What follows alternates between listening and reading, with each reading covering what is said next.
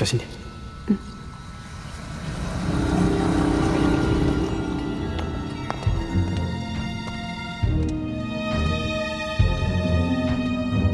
这些剑应该是周毒夫打败其他高手之后收集的，是天下第一人的战利品。几乎每一把剑都是名剑，都有着自己的传说。传说中周原的剑池终于找到了。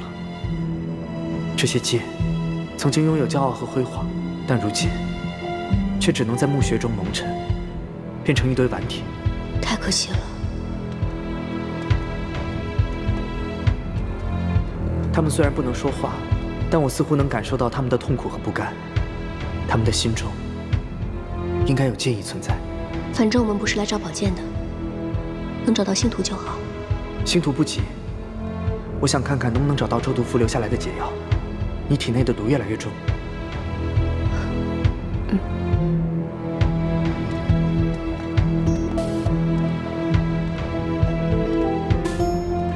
这道门应该会有机关，我去找找。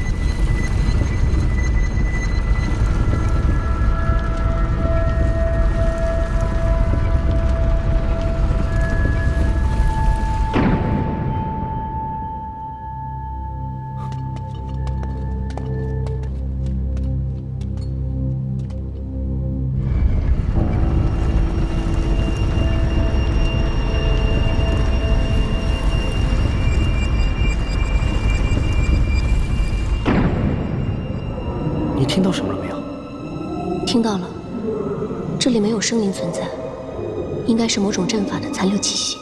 我们小心一点。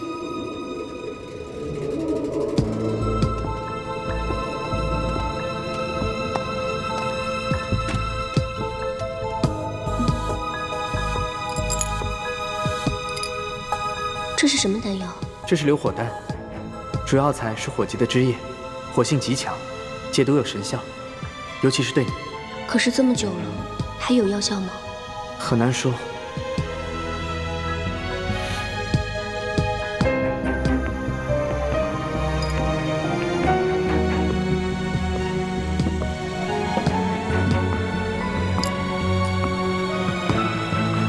这是玄草丹，最能解毒，你也可以试一下。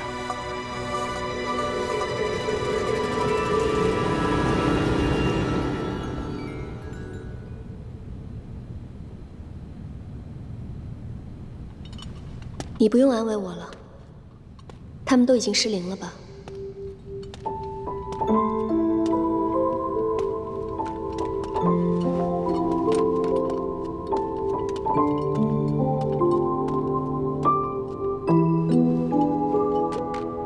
你凤凰精血已竭，除了补血，没有别的办法了。其实我并不想死。可是，如果你改命不成功的话，陪你一起也没有什么不好的。你不会死的，你忘了，我的血以前可以救你，现在也一样可以。自从我沐浴龙血之后，也就只有孔雀翎这样的神兵利器才能伤得了我。你不用为我担心，你有我。长生。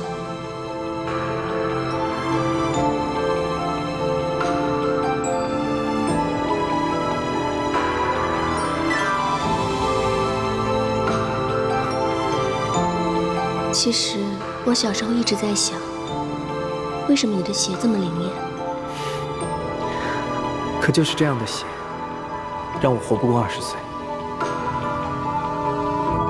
老天爷真是不公平，明明可以救别人，就会害死自己。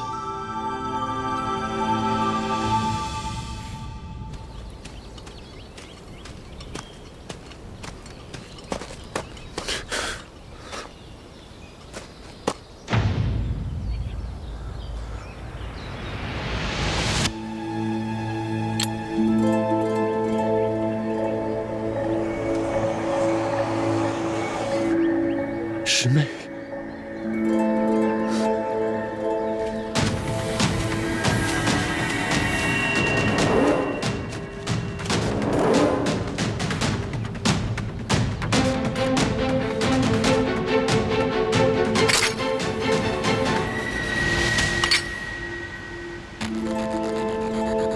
师妹，我点燃蒸笼之血，希望能感应到你。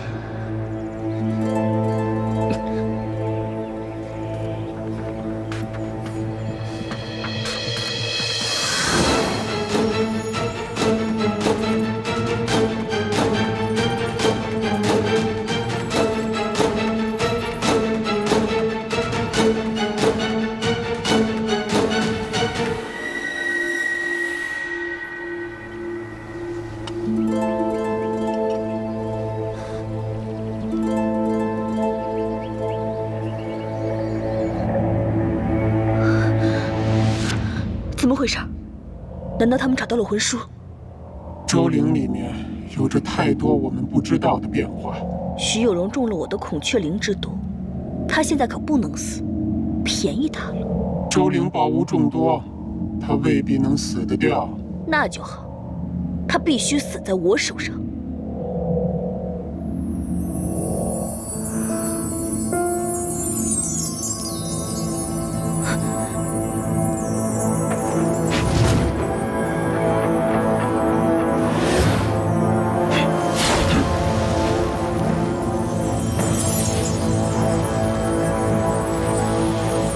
这些神识有些封印，出什么事了？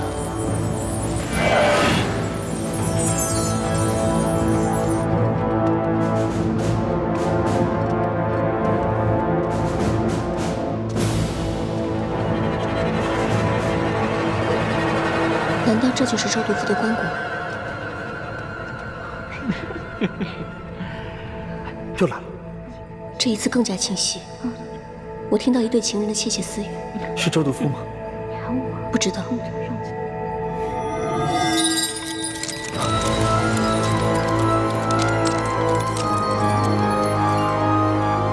这是怎么回事？上面是什么东西？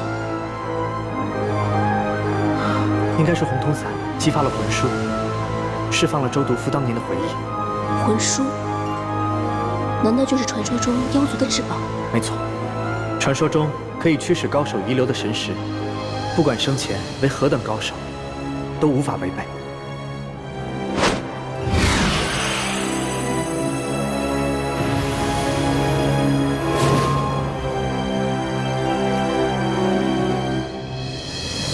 大哥，太宗心机深沉，你越强越容易成为他的障碍，何不韬光养晦，以示谦让不争？唉，你想多了。太宗乃是我的结拜兄弟，魔族虎视眈眈，他不会对我怎么样的。可是伴君如伴虎，你若是功高震主，太宗我怕他会，他又不是没杀。唉，放心吧，我们手里有星盘大阵，谁能伤害得了我们？可万一如果他要把星盘大阵抢了，又如何？哎呀，不会的。吴总这个星阵还是有些缺陷。你看，我们这样来控制。这就是魂书，果然神奇。只可惜我们没有魂木，有了它，魂术就可以完全启动，我们就可以打开周毒妇的石棺。魂木很早以前就落在了魔族的手中，现在看来，应该是在黑袍和南客的手里。他们一旦接近这座陵墓，加上红铜伞，棺木就会产生反应。也就是说，魂木是这座石棺的钥匙。现在怎么办？我们应该从黑袍那里夺走魂木吗？不需要，只要魂木离得足够近，魂术就可以启动，石棺就可以开启。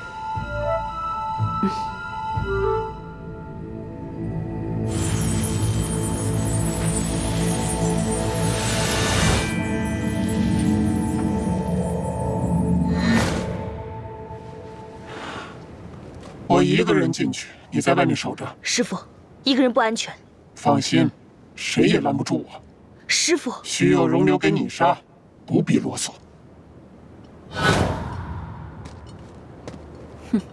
军师还真是这世上秘密最多的人。这可是周毒夫的墓地啊，里面有多少宝贝，主人都拿不到了。军师大人这样做，不太好吧？师傅做什么都是对的，但他毕竟不是。闭嘴！再多说一个字，把你舌头割了。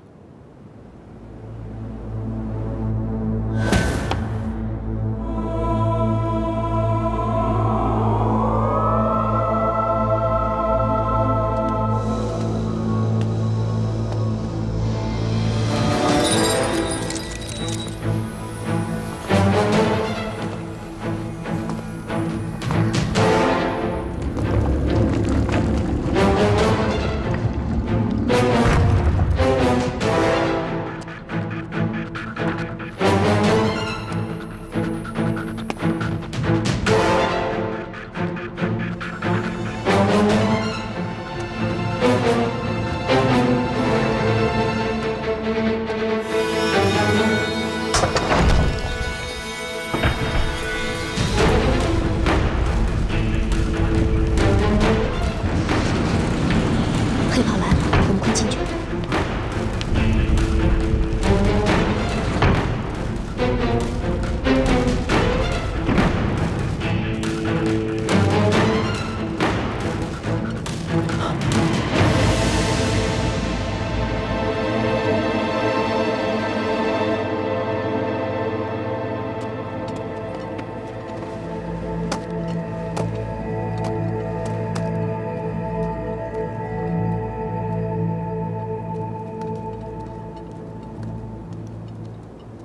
真奢侈，周毒夫的关内竟然是一个小世界。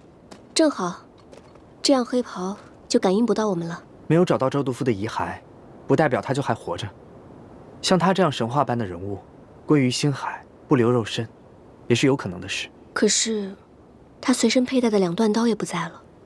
如果我们还能活着出去，就一定要告诉世人，他有可能还活着。放心，我们一定会告诉世人这个惊喜。什么惊喜啊？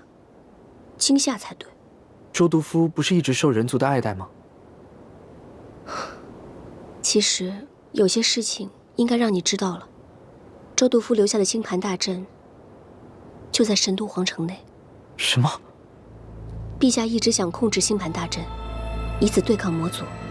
虽然星盘大阵已经建成，却仍然有缺陷，所以陛下一直无法真正的操控星盘大阵。周毒夫交给太宗陛下的星盘大阵是有问题的，因此他制造了星图来弥补。我知道了。知道什么？我曾经在天书林看到了一张残缺的星图。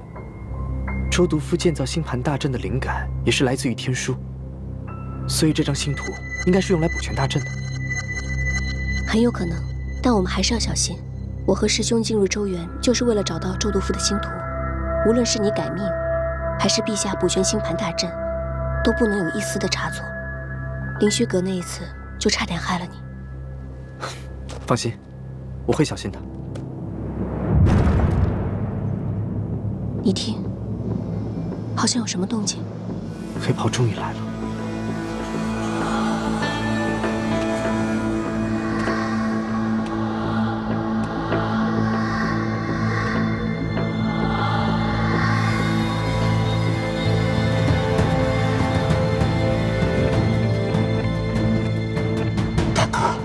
回来了，你看到了没有？人族的少年精英将在周原这一战当中消灭殆尽。我等这个局等了很多年。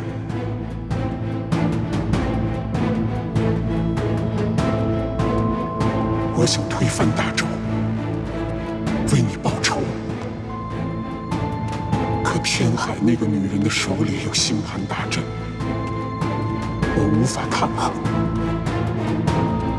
不过这一次，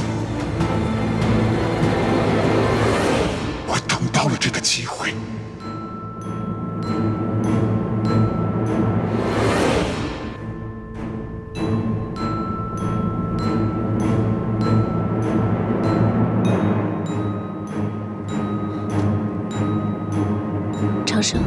你看，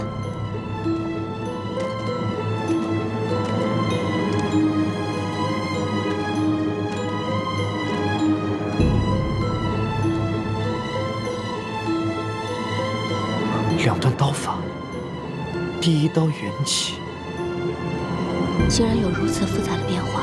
先辈，我前，你后。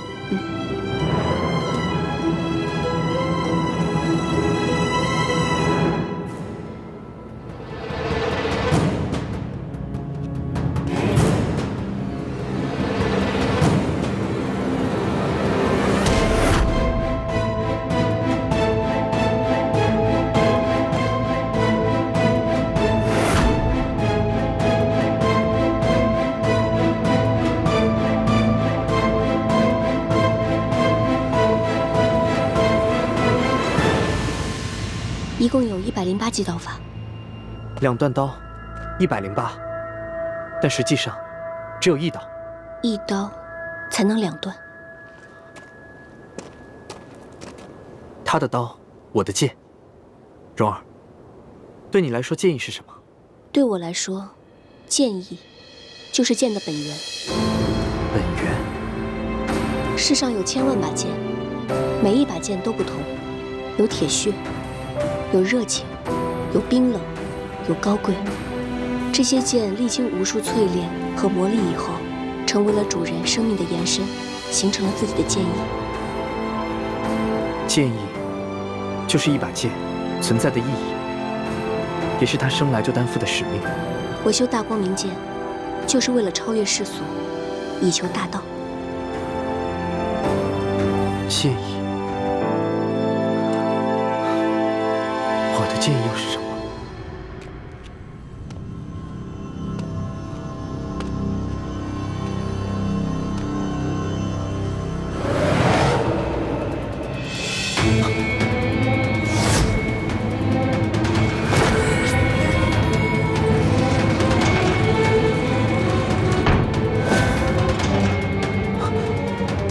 竟然敢玷污他的棺木，给我去死！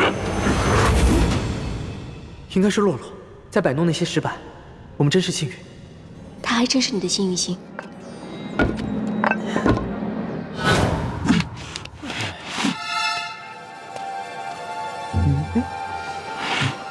这人怎么这么眼熟？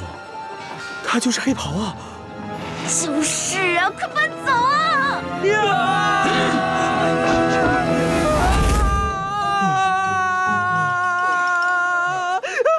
走了，阿什么？吓死我了！哎，要不我们还是别弄了吧？这一次是黑袍，下一次是魔君，可就完蛋了。我说你胆子怎么那么小啊？我怎么跟你比呀？你可是母老虎，一身虎胆呢。也是。不许顶嘴！哦。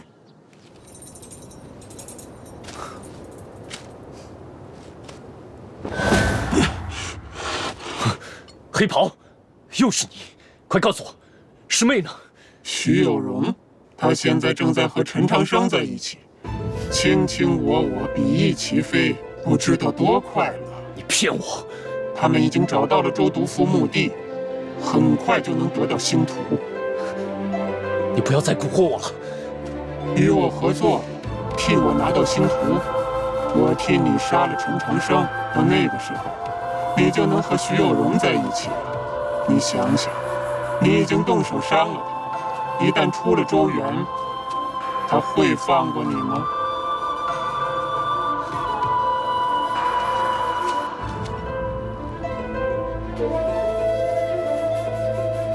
不，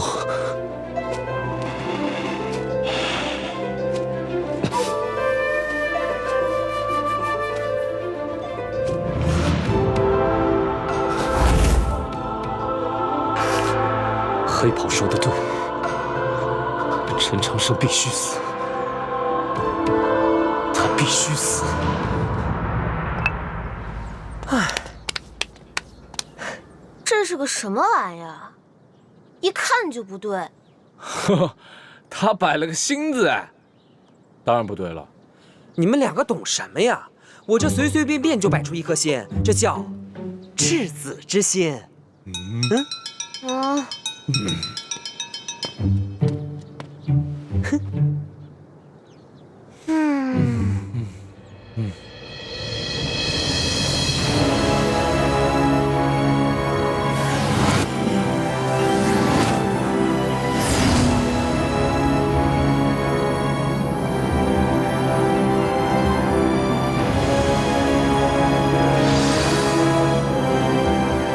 人族和妖族所有的精英都还在周原里，千万不要出什么事。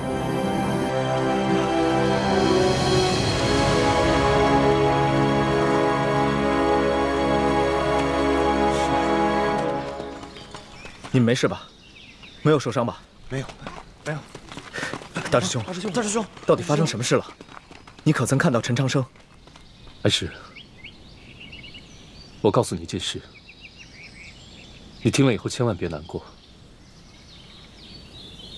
陈长生其实是魔族奸细。奸细？长生的怎么可能是魔族奸细？他杀了关飞白。你说什么？飞白他？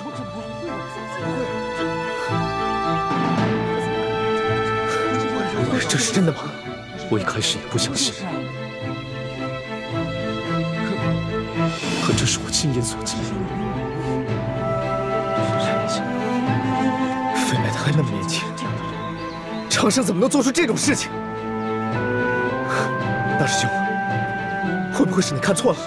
我当时亲手安葬了飞白，怎么可能有假？这国教学院前有唐36的唐家通敌卖国，后有陈长生入魔，这个消息必须尽快让所有人都知道，否则再有人被偷袭的话，后果一定不堪设想。不，我还是不能相信这是真的。韩石，我理解你现在的心情，被背叛的滋味谁都不好受。可是路还是要继续走下去，没有别的选择。再大的黑暗，都要默默背负起来往前走。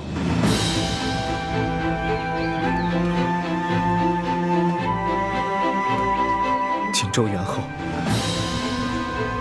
一切都变了。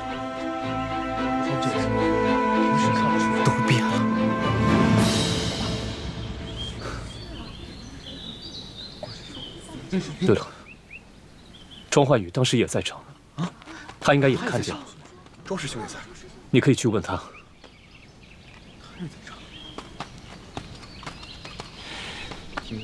大师兄说的是真的吗？你真的亲眼所见？没错，当时我亲眼看见，就是陈长生杀了关飞白。真是这样，居然是真的，真的是魔族奸细。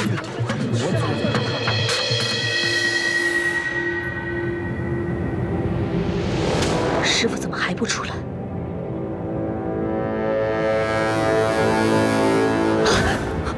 主人，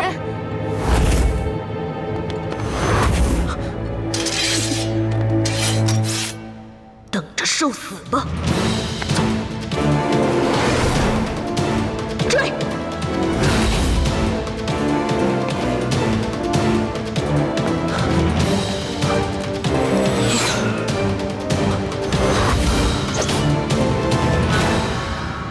水性杨花的女人，一边勾搭陈长生，一边还对秋山君念念不忘。我的感情不需要向你交代吧？只要长生知道我的心意就好。蓉儿，既然这么恩爱，那就死在一起吧。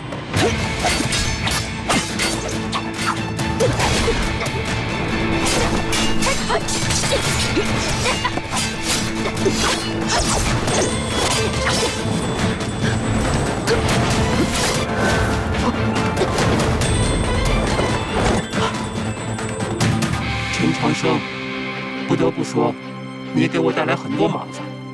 不过麻烦终究只是麻烦，成不了气候。军师说错了，麻烦也是可以成气候的。龙卷风和沙尘暴都是。牙尖嘴利。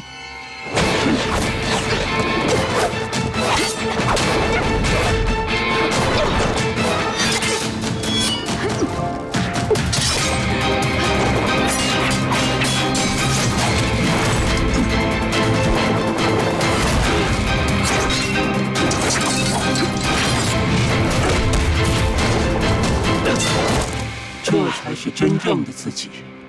在外人眼里你很耀眼，其实只不过是倚仗别人而已。圣女做恋人，妖族公主做徒弟，天下第一富商的公子做小弟，教宗给你撑腰，而你呢？就是我。你嘴里喊着逆天改命，但是只能苦苦求生。你不过是一只可怜虫而已。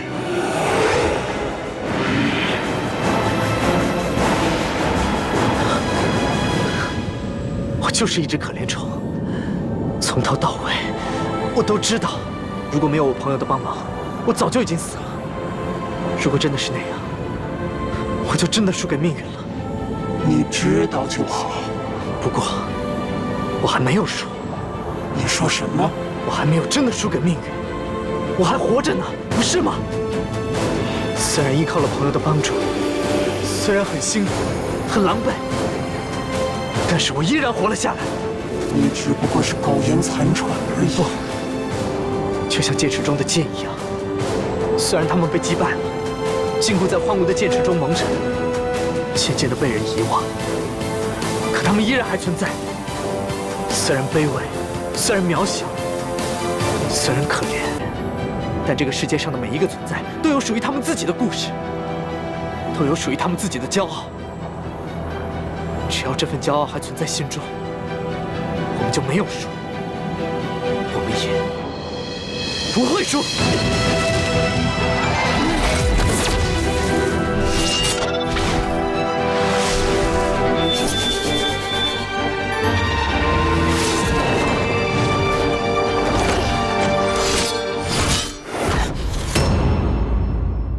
这是什么剑？山海剑。你怎么可能和它产生共鸣？是剑意。陈长生，你竟然领悟到了剑意。我说过，只要我还活着，就不会向命运屈服。他们也跟我一样，也不甘心向命运屈服。我的剑意，他们真真切切地感受到了。我看你怎么驾驭这把绝世名剑。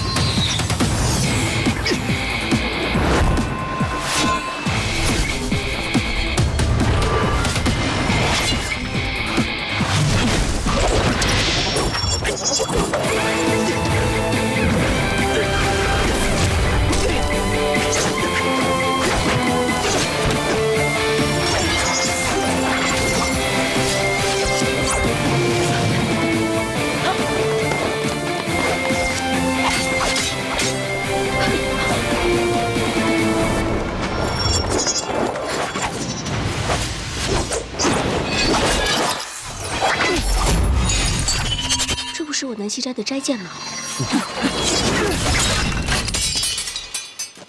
师父，参见军师。陈长生，就算你懂再多的剑法，在我的眼里，你只不过是微不足道的蚂蚁。杀了他们！是。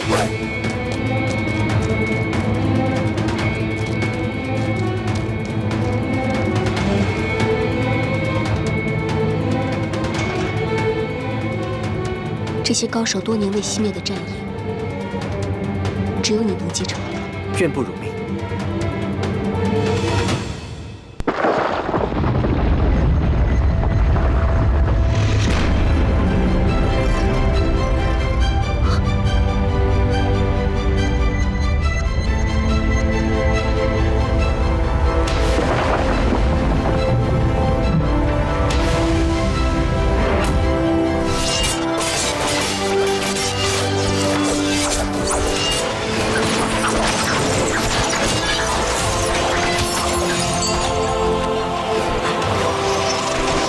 难道是月女剑？这怎么可能？这是魔帅的奇剑，还有龙吟剑、碧湖剑，哪儿来的？这些绝世名剑，终于再现光荣。这些破剑，不过是败兵之将，也敢言勇？动手！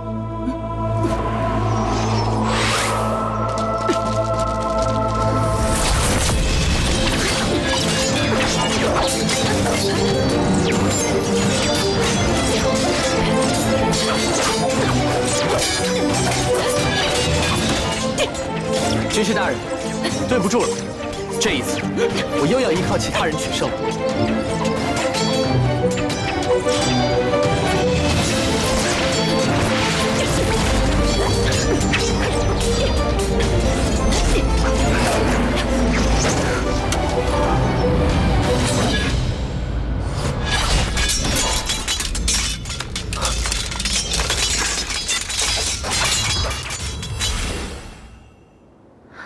他们当年不过是2断刀的手下败将，今天还想翻身不成？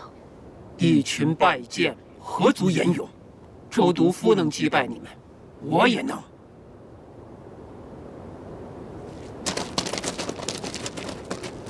陈长生，你以为凭着几把老态龙钟的破剑就能活得下去吗？所有困在这周原的剑意，今日都会得到解放。你们不会留在这片无法安眠的草原，我会带你们离开这片废弃的旧园。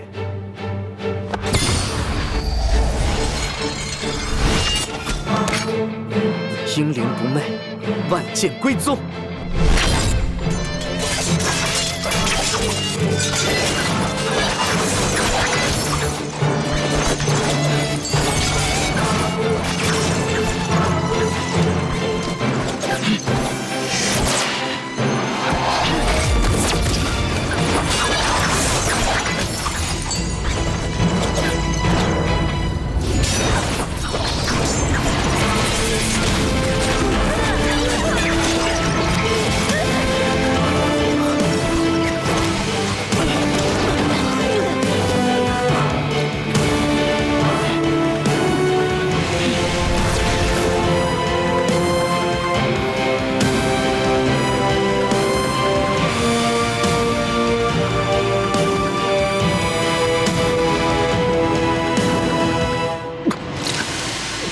你没事吧？没事。万剑归宗，一点也不好玩。黑袍和南客，估计也是这么想的。这些神识是维系周原的存在，一旦他们消散，周原就会崩塌。我们得赶紧离开。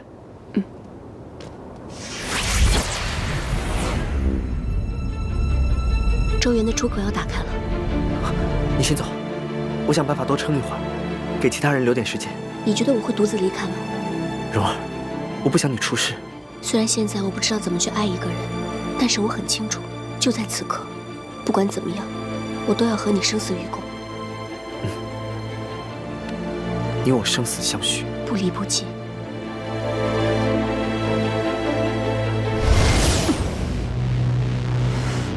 这小子竟然毁了周原！军师，来日方长，周原毁灭在即，我们先撤离吧。陈长生，我与你不死不休，我们走。不好，周原里面正有大事发生，已然有崩塌的征兆，不知还能坚持多久。这花眼看就要枯萎了，但愿我们还来得及。墨雨，你来打开周原，我用星阵来帮你。是。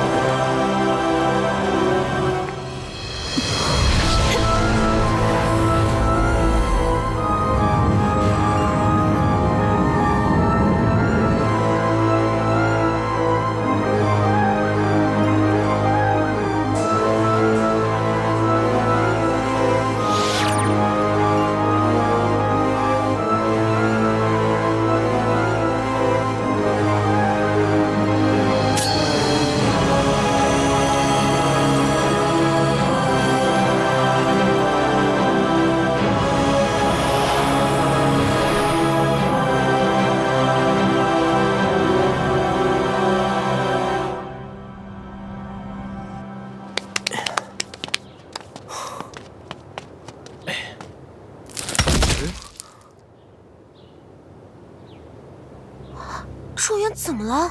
看来小世界结界不稳了，那怎么办呀？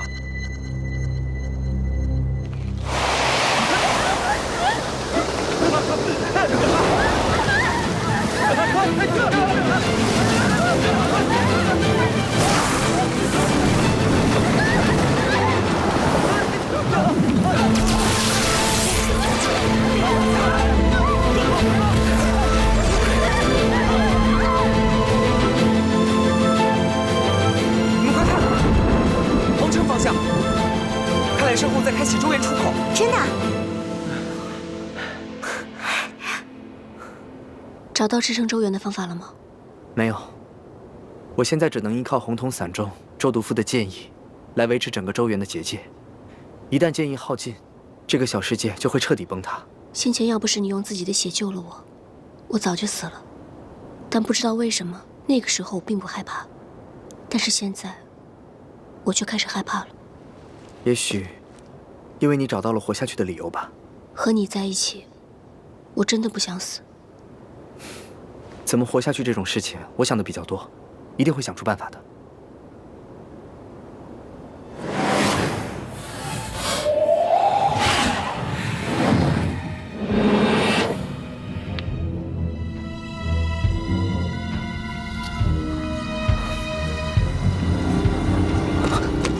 长生，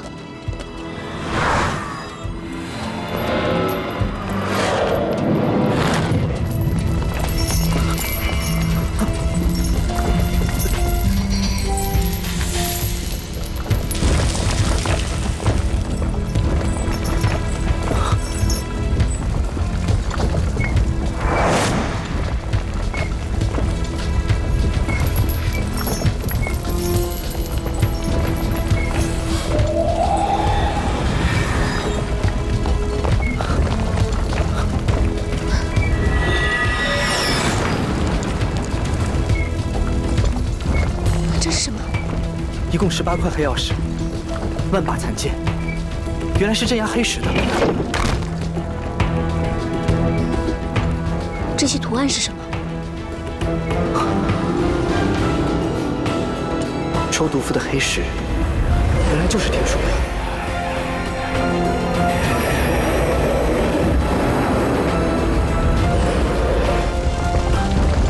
这是星图，有足够的煞气，才能确保星图无法出事。周毒妇把天书碑上的黑石都带走了，所以之后再也没有人能够参透天书碑。可能他对大周失望了吧？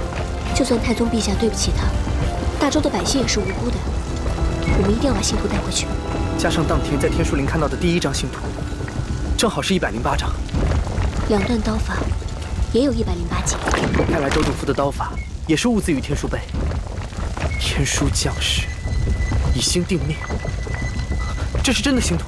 这么多张星图，你能记得住吗？当然，我从小背书长大的。替我护法。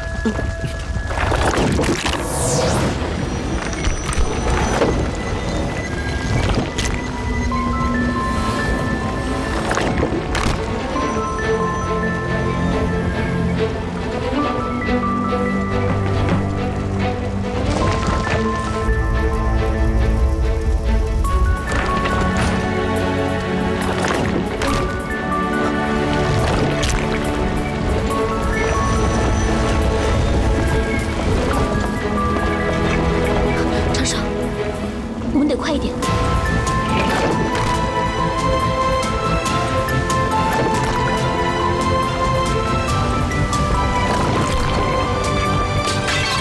长生，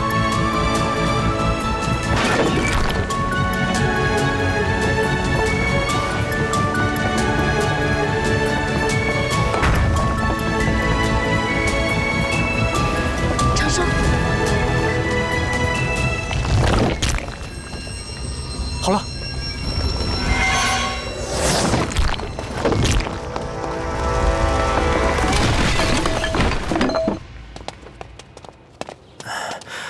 这是最后一种组合了啊！那也是什么？师傅还没出来呢。嗯。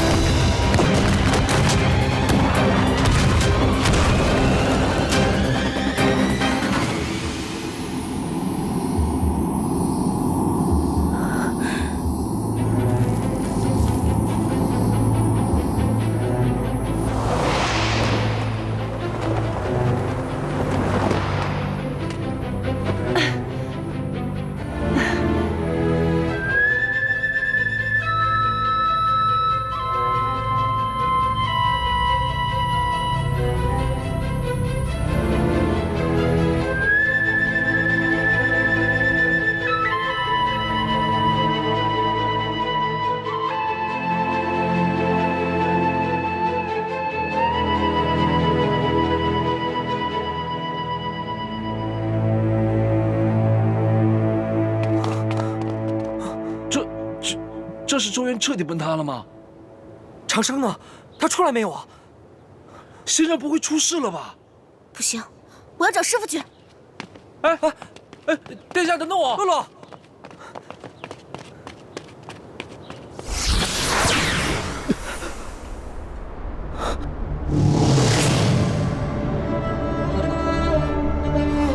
你没事吧？我没事，你呢？我还好，可能是星图看多了，脑子里都是小星星，看什么都亮闪闪的。我们怎么会到这里来了？一定是洛洛。你还记得在周园里，他突然凭空出现吗？他一定是及时找到打开周园的通道，把我们转移到这儿。他一直都在想着怎么去帮你，心一直和你在一起。国教学院的小伙伴们，心永远都在一起。周园坍塌的时候，也不知道其他人怎么样了。放心，能够进入周园的，都已经达到通幽境，自保应该没有什么大碍。但愿他们都已经脱险了。我们走吧。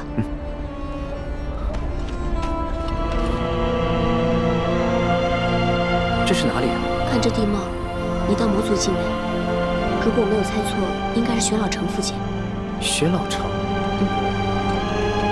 看来我们需要走一条漫长的回家路了。在魔族境内，不可以随意动用真元赶路，否则的话会被魔族的哨兵侦测到，那会很麻烦的。也就是说，我们只能一路走回神都了吗？看到那个方向了吗？那就是神都。你笑什么？没什么，只是这条路看起来可以走很久。走再久又怎么样？魔族境内又没有什么风景可以看。只要心中安宁喜乐，人世间最美的风景就在身边。师兄慢点，慢点，慢点，师妹，小心点，坚持住，坚持一下。哎，有看到国教学院的人吗？有看到陈长生吗？没有，真没看见啊。没有，慢点。怎么办呀？是不是师傅还困在周园里面？殿下，你放心吧，仙人那么聪明，一定不会有事的。服我。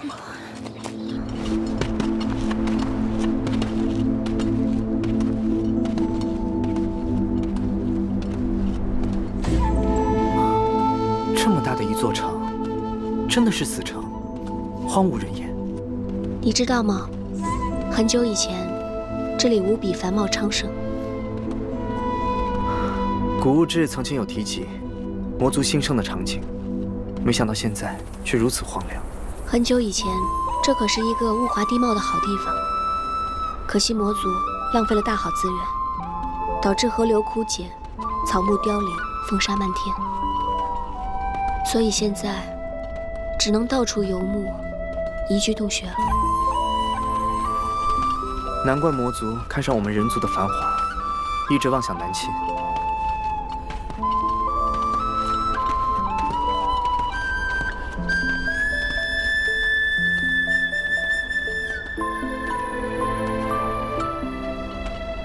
要不然在这儿先避一下风寒。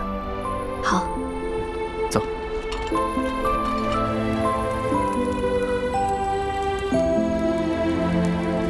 看这些枯树，魔族自毁家园，风沙淹城，无处容身，被迫迁居到山洞，都是自作孽不可活。可惜的是，他们并不知道反省，毁掉了曾经美好的家园，又觊觎着人族的地狱。可怜之人必有可恨之处，他们生存艰难，就开始烧杀掳掠，却从来没有想过要改变一下魔族自己的环境。这里我真是一天都待不下去。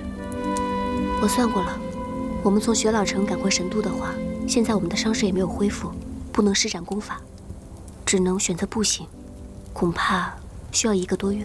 怎么这么远？这一条路一定是很艰辛的，我们必须躲过魔族的岗哨、城镇和村庄，只能在荒里野地上行走，所以自然是很远的。也不知道期间他们怎么样了，返回神都了没有？目前为止，没有任何的音信，只能祈祷大家吉人自有天相了。哦，对了，周原坍塌的时候，星图究竟是怎么出现的？这都是因为我在灵虚阁得到的那块黑石，在天书灵的时候，我发现每一块天书碑都会有一个缺口，我一一都试过，但都是无法再契合。直到最后一块断碑，我才发现，那块黑石原来是一块天书碑。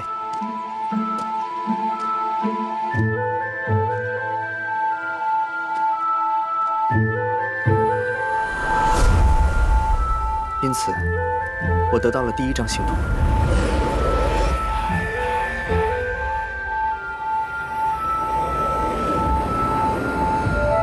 没想到后来，在周原将要崩塌的时候，那块黑石又有了反应，招来了其他17块黑石，就这样组成了108张星图。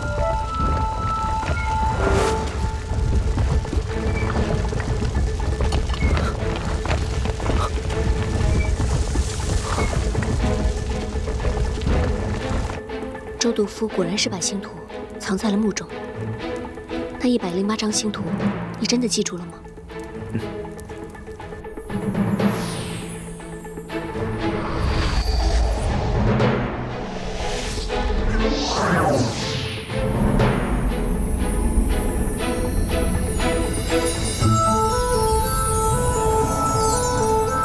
这就是教宗大人所说的星图。我的命星在哪里呢？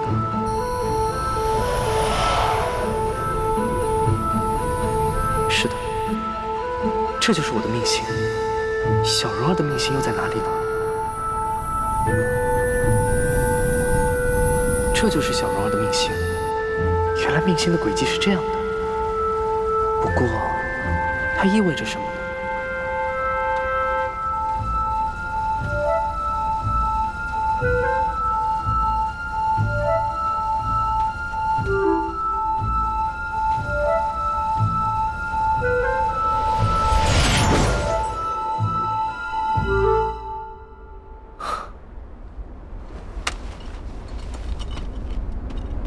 怎么样？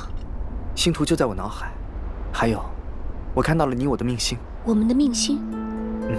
在你脑海的星图里。我能看到命星运行的样子。原来，所有的命星都有自己的运行轨迹，就好像有无形的力量在控制它们。你能看到命星的轨迹？是。我觉得，那个就是星命。你说的所谓星命，人类的命运就是所谓的命星来决定的。何时生，何时死，何时衰，何时盛，皆由命定。我修大道，也很想看清自己的命运。如果我能利用星图改变自己命星的运行轨迹，就可以改变命运。蓉儿，这就是周督夫逆天改命的方法。他就是利用了星图改变了自己命星的轨迹。那星阵和星图到底有什么关联呢？我们的命星都有固定的运行轨迹，就是它在影响人的命运。我要做的就是改变它的轨迹，这样我就可以活下去。怎么了？我只是觉得星图的力量这么大，应该很难掌握吧。再难也要想办法，我没有别的选择了。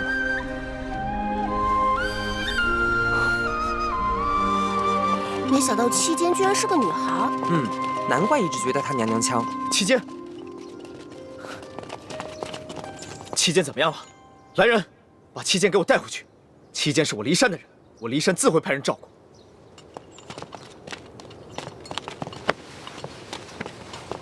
小心点啊！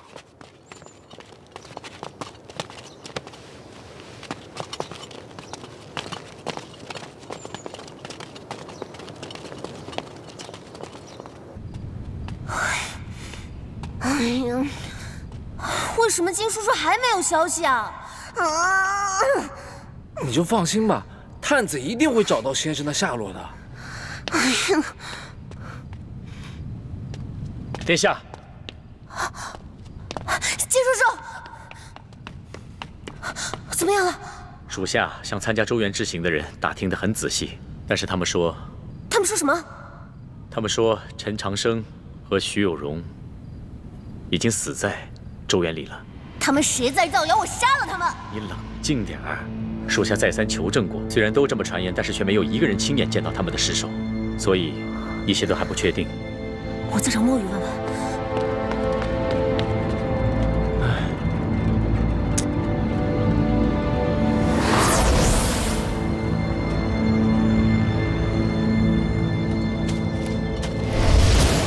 什么人？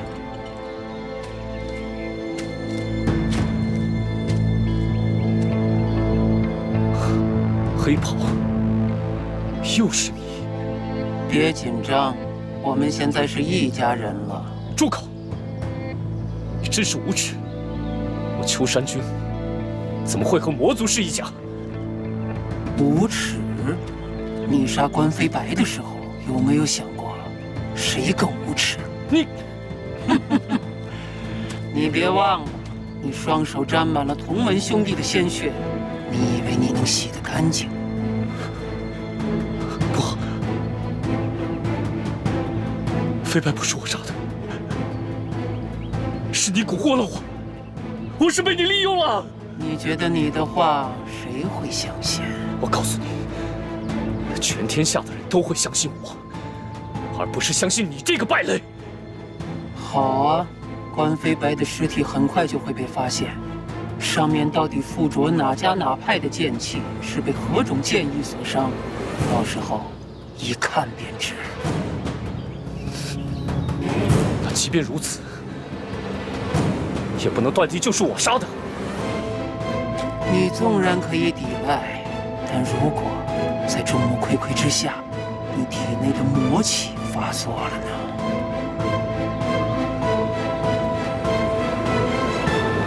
你是怎么知道的？我怎么知道的？你别管，你只要知道我来找你不是对你不利的就行了。你这个奸诈小人，你难道还会大发慈悲不成？慈悲自然是没有，但有些事对我好，对你也好，你就不想听听？你到底想做什么？很简单，陈长生已从周原盗走了周毒夫留下的星图，你只要把星图弄到手，交给我，你的秘密自然不会有人知道。什么？等把星图交给我，我可以帮你隐瞒关飞白的事，否则你人族英雄的名声恐怕就要毁于一旦。你真是卑鄙！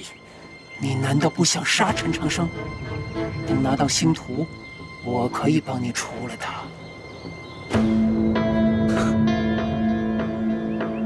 你开什么玩笑？你难道不知道吗？当时在周原，我一心想要杀了陈长生。他现在会信我吗？他会把星图交给我吗？哼，这有何难？你就说当时被我魔族控制了心智，我在周原布下了种种幻境，多少人都深受其害，你也是一个牺牲者。对，就是这个痛苦的表情。你越内疚越真诚，就越容易让人相信你是真心悔过。何况一切都是我们所为，就连杀关飞白的陈长生也是被我们所迷惑。徐有荣要替陈长生辩解，就得先放过你。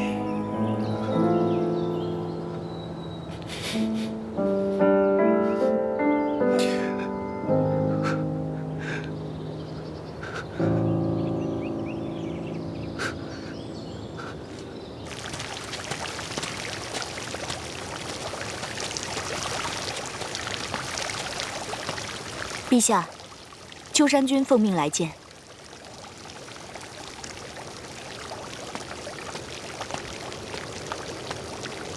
秋山参见陛下。秋山，魔族是如何进入周原的？为何会发生如此大的变故？回陛下，这一回，魔族是早有准备，我们都中了他们的奸计。万幸的是，大部分弟子都得以逃生，所以没有让他们的奸计得逞。此事着实蹊跷，魔族又为何能够比我们更早进入周原？恐怕是陈长生勾结魔族。陈长生，可有证据？臣是亲眼所见，他甚至出剑杀了我们骊山剑宗弟子关飞白。臣有证据，可以与他当面对质。是吗？那就留好证据，等寻到他的下落，当面对质。是。退下吧。臣告退。